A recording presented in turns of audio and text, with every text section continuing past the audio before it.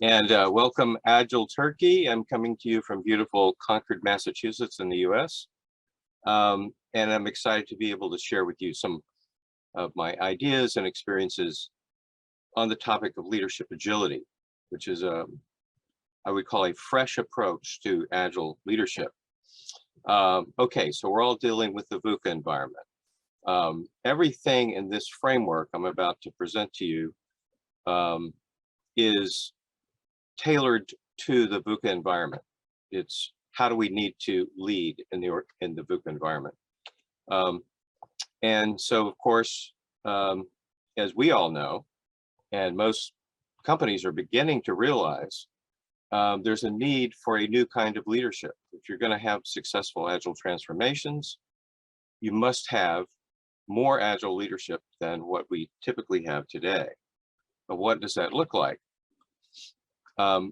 The book Leadership Agility is based on 5 years of in-depth research, looking at questions like, how do highly Agile leaders think? So actually, being with leaders and interviewing leaders, how do they act? Not just in relation to people below them in the hierarchy, but in all directions. And how do you develop greater agility as a leader? So that's what this book tackles, and I'm going to be sharing with you then some key points of the framework that came out of this research. First, I'm going to talk though about the business payoff of leadership agility, the business case, so to speak. And then I want to share with you the core practice of leadership agility. This is something that you can ramp up today, tomorrow, as soon as you get to work. And then I'm going to spend more time on what I call the 3 levels of leadership agility, stages that leaders have been shown to grow through as they become more agile. And this, being able to tell, if you're working with a leader and you're trying to help them become more agile, knowing where they are in this journey is crucial to being able to help them to the next step. So back to the VUCA environment, I believe that there are actually 2 underlying forces that are creating the VUCA environment. The first one is accelerating change. Everyone now knows that we are in an era of much more rapid change than in the past. But to me, the mind-boggling thing is that the pace of change is actually accelerating. That means that every year it gets faster and faster. And I think many of our organizations are trying to catch up with the way it is today. So it's quite a daunting challenge. And the other force that I believe is creating the VUCA environment is that everything has become much more interconnected.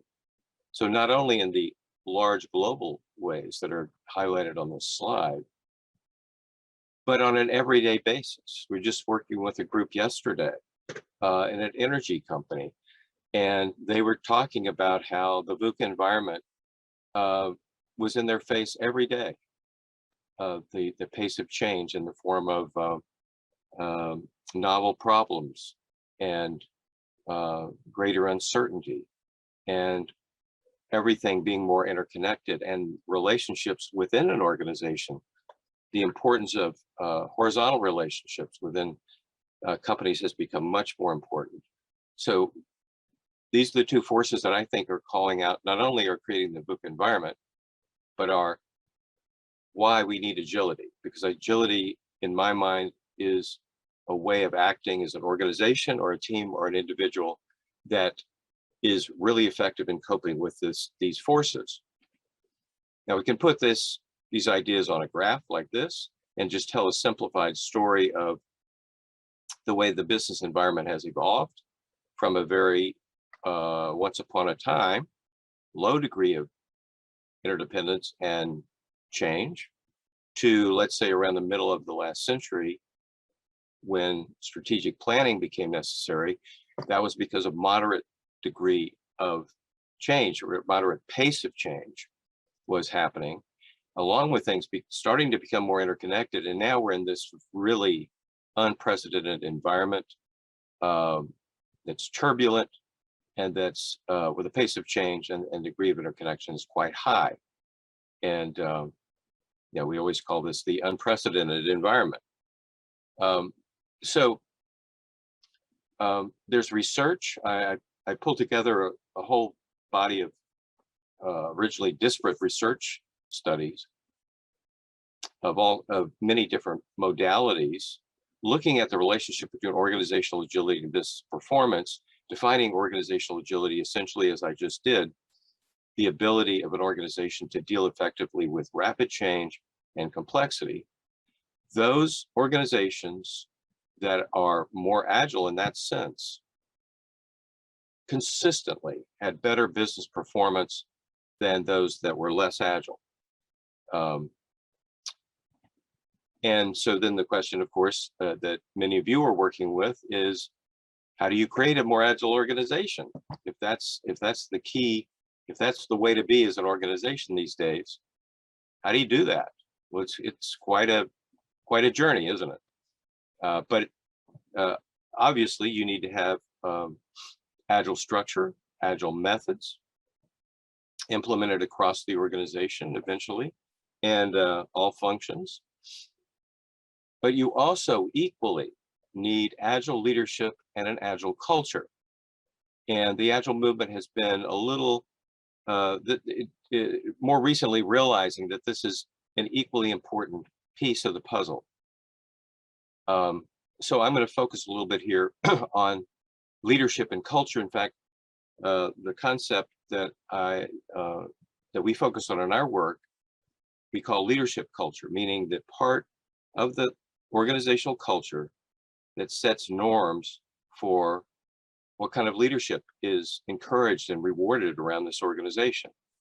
So using that concept and then expanding the research we had done that I mentioned earlier with our own work with partners in the US and then again in Europe, we looked at the level of agility in the level of leadership agility in the leadership culture of the organization, and does that correlate with greater organizational agility? In fact, very consistently it did. So I think we can say that leadership agility is a foundational, essential element in creating an agile organization. And this additional research also reconfirmed the findings that the more agile the organization, the better the business performance. Okay, so this all kind of begs the question, though, what exactly is leadership agility? And this is something I define a little bit differently than the conventional agile leadership concept. In other words, what I've found is that, yes, to be an agile leader, you need to be an agile leader, as we all know. And you need to have an agile mindset. Okay, so far we're all in agreement. But what I'm saying is that this leadership agility is a practice that you can get better and better at, and it involves more change in yourself than just changing your mindset. And so here's the core practice. And this is something we all do sort of intuitively, but not necessarily as intentionally as we could. And certainly this is true of our leaders, I think. So here's the idea. A leader is focused on getting something done. They're leading an important meeting, for example. If that leader has leadership agility, they can step back mentally in the meeting and get a broader perspective. For example, notice, are people as engaged as I want them to be? I wanted this to be a very participative meeting. But as I step back, I see that I've been talking a lot. People don't seem as engaged as I'd like them to. They're not contributing. I'm going to adjust. So by getting that broader, deeper perspective, right, you can use that insight to adjust your behavior so that it's more in line with your intention and say, let's invite more participation from the group. That's just a very simple example, but it's sort of like a zoom lens on a camera. We get very focused in and we sort of lose the larger context. And this leadership agility, this core practice, which I call reflective action, brings you a greater insight. So I'm going to talk now about the three levels I mentioned earlier, 3 levels of leadership agility. Each one of these involves an ability and willingness to step back and then learn and re-engage. However, the capacity to do this goes up significantly at each level. So you have a sort of a minimal at the expert level, which is the first of the 3 levels. You have a rather minimal ability to step back and get a larger perspective. And yet, even though in today's environment of rapid change and high degree of interdependence, we need leaders that are more toward the catalyst end of the spectrum. Still, about 55% we estimate from our research of leaders are still operating at the expert level, which is very, as you'll see in a minute when I get into what that is, you'll see that that's a real impediment to Agile. Then we have the achiever level, where about 35% of our leaders today operate. That was more or less all you needed before the year 2000 or somewhere around there for that business environment. For the one we're in today, we found that the most effective leaders are what we call catalyst leaders. They're not only the most effective, they're the least likely to burn out in this environment. But only about 10% of leaders have developed to this level. So we've gone into organizations and presented the framework in a very experiential way, and then had them assess where they think the leaders are in their organizations, and where they come out is remarkably close to these percentages. Now, what is this based on? Well, it's based on a ton of empirical research, as I was mentioning before, but it's also based on some well-established theory, and namely what's called stage development psychology. It is sometimes referred to as the vertical development perspective, because it has to do with internal development. It has to do with developing your intelligence, your cognitive complexity, and your emotional intelligence. So this is a field that initially just had identified the stages by which children become adults, but then even before the end of this last century, there had been extensive research on adult development that has defined these stages that we're working with very clearly and consistently. So expert, achiever, catalyst are the 3 levels we're working with. I just want to point out that stages or levels of agility are not the same thing as personality types. I'm sure you're all familiar with the Myers-Briggs or the DISC, some of these type assessments and frameworks, which are very useful in helping people understand how their personality and another person's personality type kind of interact in the workplace. This is just not about that at all. Stages of development or levels of agility have no correlation with personality type. And the good news about this is that it means regardless of your personality type, you can develop greater agility. Now, what I want to do now, sort of here at the end of my presentation, before we go into Q&A, is to get into some more specifics about the 3 levels of agility, so that you can begin to sort of visualize, yes, I know a leader like that, I know a few leaders like that, etc. So let's go into it. I'm going to be talking, I have 4 points for each of these slides to sort of illuminate each level. And the first the first bullet is always going to be the assumption or the mindset about leadership that's implicitly held by the leader at a particular level. And then I'm going to talk about how they lead change, how they lead their team, and how they engage in what I call pivotal conversations. So expert leaders, they wouldn't necessarily say this, but if you look at, see how they act, you can see that this is the mindset. Leaders are respected and followed. Why? Because they have authority and or because they have expertise. So if I have those things, people should follow me. And what does it mean to follow me? Well, I'm going to be leading a lot of tactical work. The changes I want to make are going to be not going to be really strategic. They're going to be incremental improvements, and they're going to be in areas that I have complete authority over.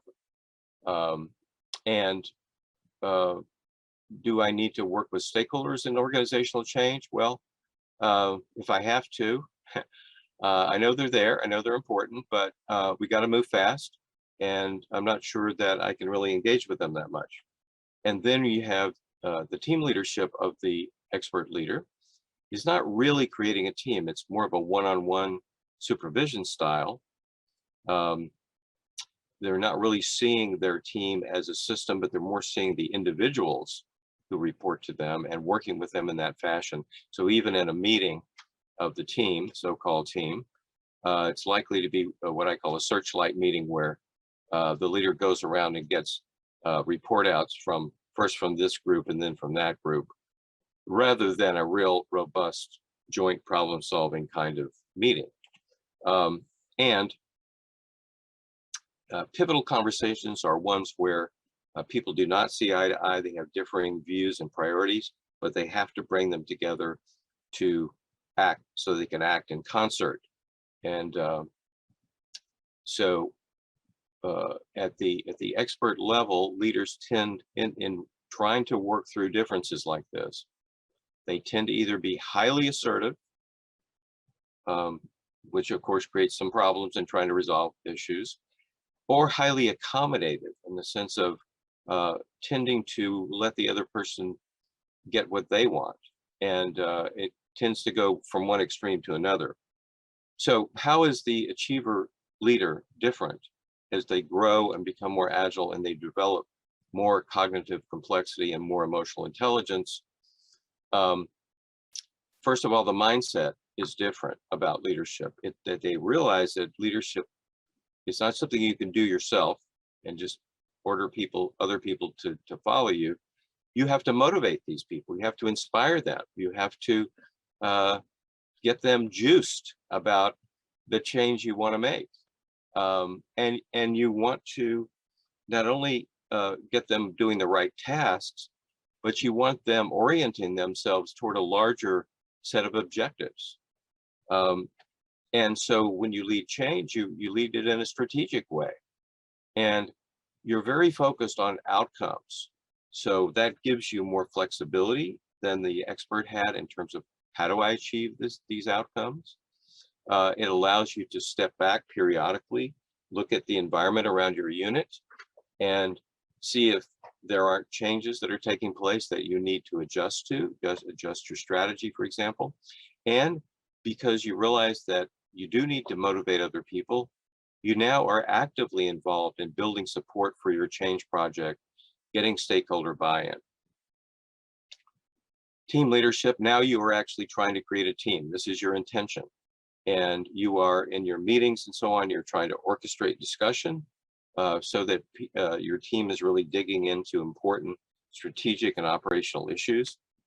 And then in your pivotal conversations, it's your modalities of being able to assert yourself, excuse me, and listen to others is less extreme and more balanced, but still either primarily accommodator, depending on your style.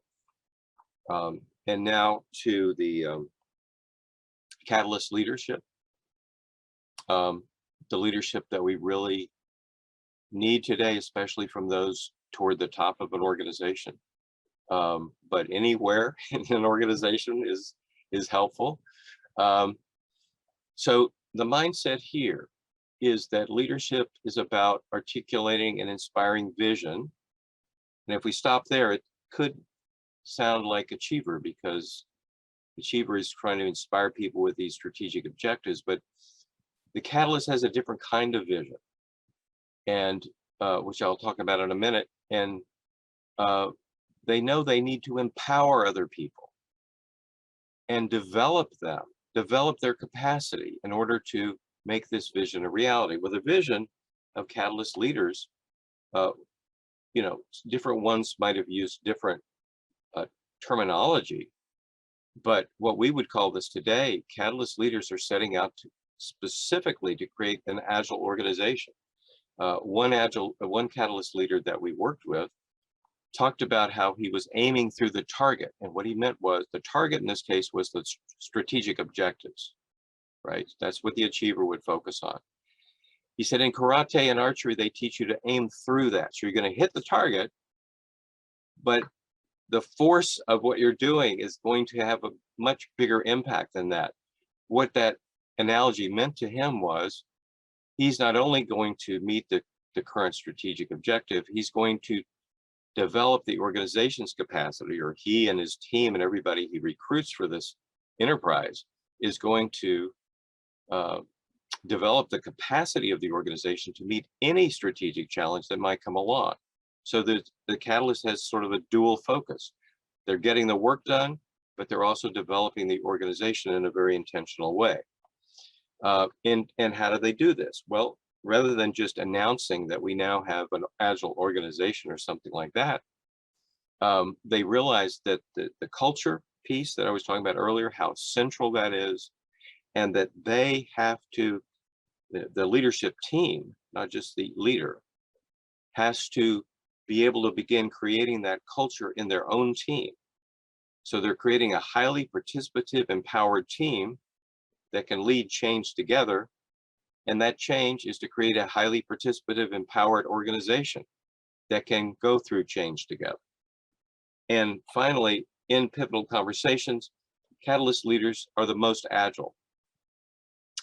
They have the most tolerance for working through differences, and they're able to get their own views and out on the table, but also actively inquire and encourage others to express theirs and to seriously consider them, and to be transparent about that whole process. So that is a quick whirlwind through Catalyst leadership, the 3 levels of agility. One last thing I want to say about looking at leaders and organizations through this lens is that people do tend to hang out at a particular level of agility, but their behavior can vary somewhat around that. Can everyone develop new levels of agility? We found over the past 12 years that yes, as long as that person is willing, is willing to develop a growth mindset, as long as they are adequately challenged and supported. And and then another key point is that as you move through these levels, you don't lose your ability to operate at previous levels. So you actually are just increasing your repertoire. It's not about doing everything as a catalyst. It's being able to ideally operate at any of these 3 levels, depending on the circumstances you find yourself in. And if you're wondering, well, how do you find out where your clients are on this journey and how do you help them develop from one level to another? I just want to briefly mention that we have a Leadership Agility 360 that we use to help leaders find out where they are in very specific ways. And if you want to learn how to use that, we have a workshop coming up on January 25th through 28th. It's 4 half days. If you are a member of Agile Turkey and hearing this, you can email me at bj@changewise.biz, B-I-Z, and I will give you information about a substantial discount on that workshop. And we also have a Leadership Agility coaching program that teaches you how to actually help leaders move from one level to another. That begins January 11th. It's a weekly session. for a couple of months. So same deal there. If you're interested, email me and I'll tell you about the discounting. But what we want to do now is look at the material that we just presented. And I think Barris is going to be asking some questions that I'll try to respond to.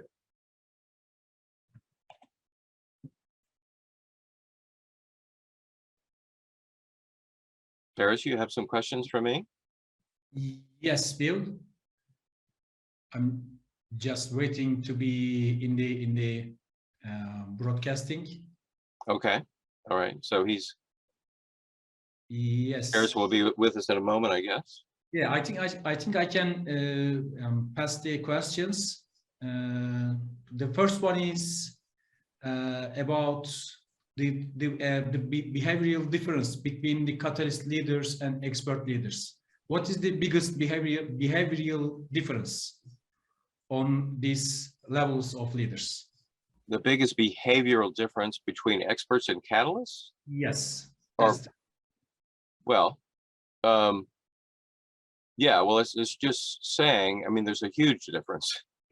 You have the intervening achiever leadership space that separates them. I mean, you really have to move through one through the other. So I would say this, it's not so much, there's a whole set of behaviors, and I was walking you through those at a very high level. There's much more specific behaviors that we could get into as well. We don't have time.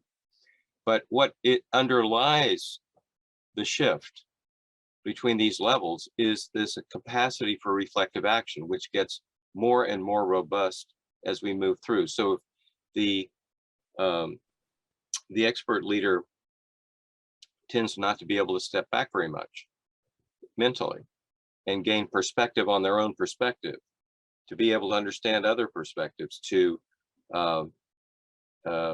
see there's a larger context that they need to be leading people into. So there's just a big, and then when we move to achiever, that reflective ability has really become much more robust. So you can be in a meeting and you can be walking away, or I guess walking away from your Zoom screen and thinking about that meeting and going, you know, I could have done this. That part didn't work so well. Or wow, that part really worked well. I've got to do more of that. Right? It's just natural to be reflecting like that on your experience and incorporating your learning.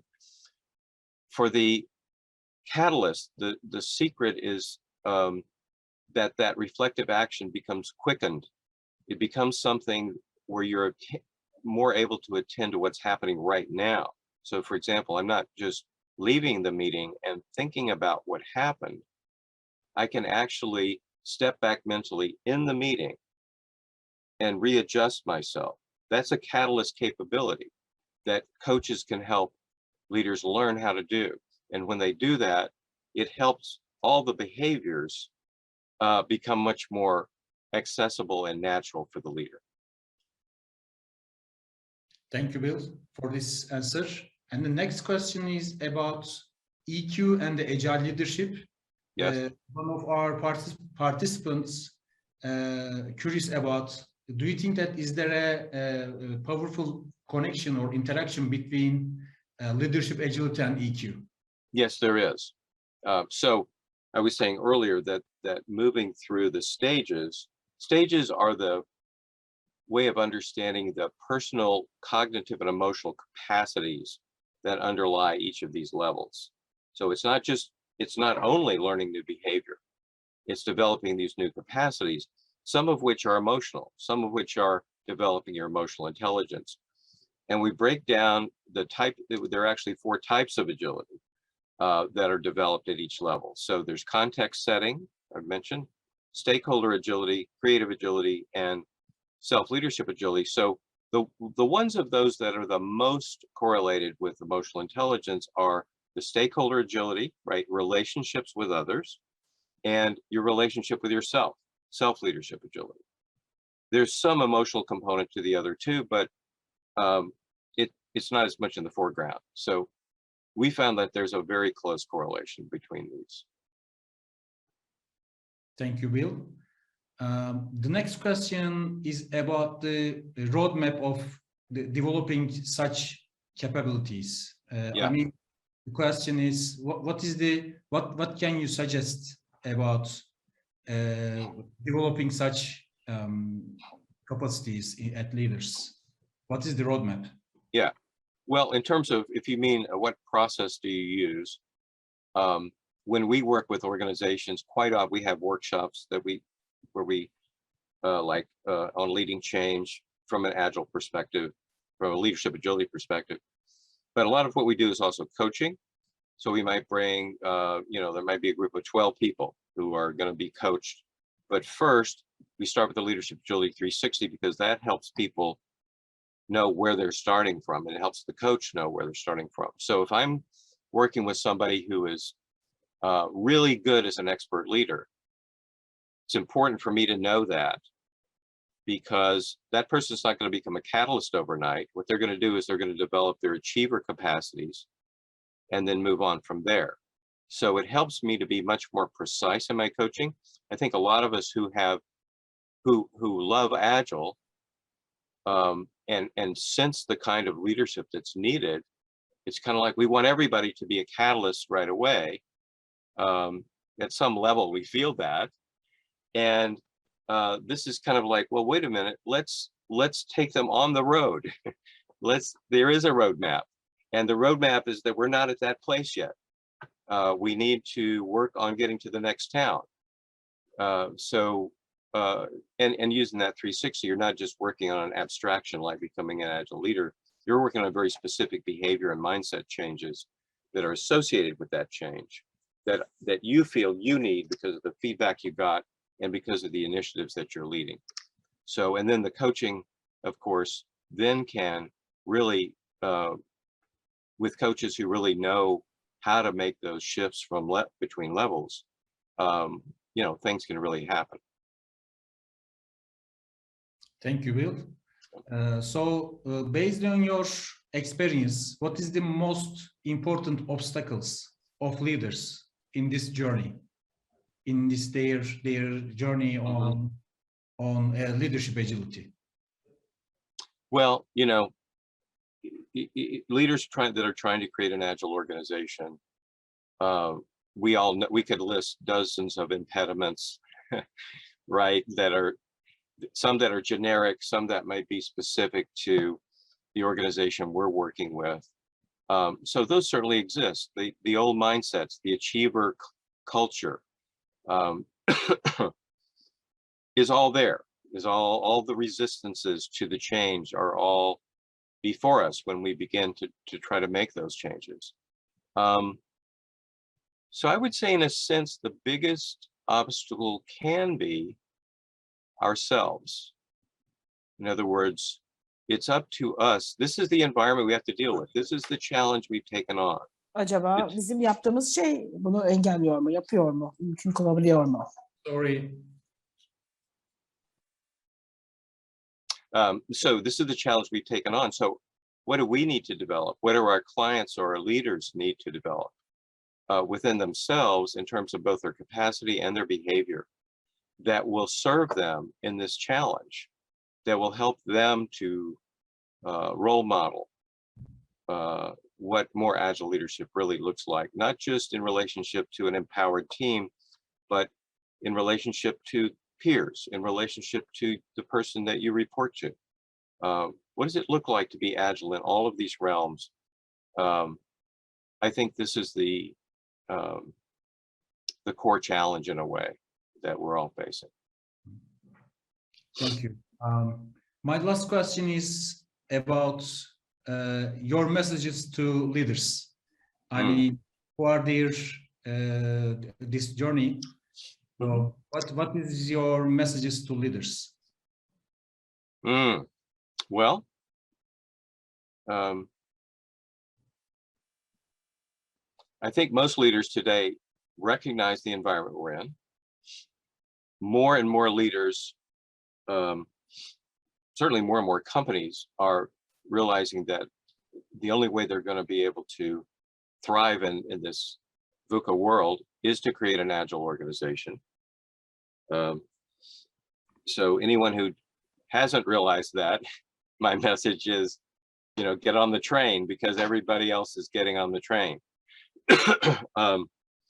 But in terms of what does it take? It's so easy to think of a change you want to make in your organization as something, sort of a thing you want to install, and that other people, you're going to decide that that's going to happen, and other people are going to make it happen.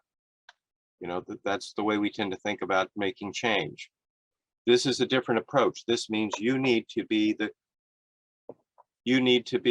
first to change. Mm-hmm. You need to ask for feedback. You need to create a team that is more where people aren't afraid to speak up, where people can resolve differences with each other, where people can be inspired by one another. So then you want to infect your organization with that culture, all of which is very, very much harder to do than it sounds. And I think it means that there is a substantial investment in your own change. And if you put that off, you're going to pay more later, I would say. Right. Mm-hmm. I mean, some leaders are really, we were just, as I said, with a group yesterday, they're there. They're already, they're chomping at the bit, to use an American expression. Some are more not totally sure, right? Yeah. Is this a fad? What is this? Is this for real? So that's why the leaders, it's the job of you as leaders to make it real, to make it authentic, and it requires some humility to say, look, I'm working on my own leadership, getting better and better. I want all of us on this team to be working on our leadership. I want all of us in our organization to be doing that. I'm going to be asking for feedback, as I said, et cetera, et cetera. So it's, walking the talk is an old cliche, but that's really what it is. Thank you, Bill. Thank Yep. you for the answers and this inspirational conversation and your talk. Thank you again for joining us today, and we hope to see you in the future, maybe on the stage, in person, in Turkey. Well, thank you. Thank you. It's my pleasure. My best to everyone who's hearing this, and I hope you enjoy the rest of your summit. Thank you. See you soon.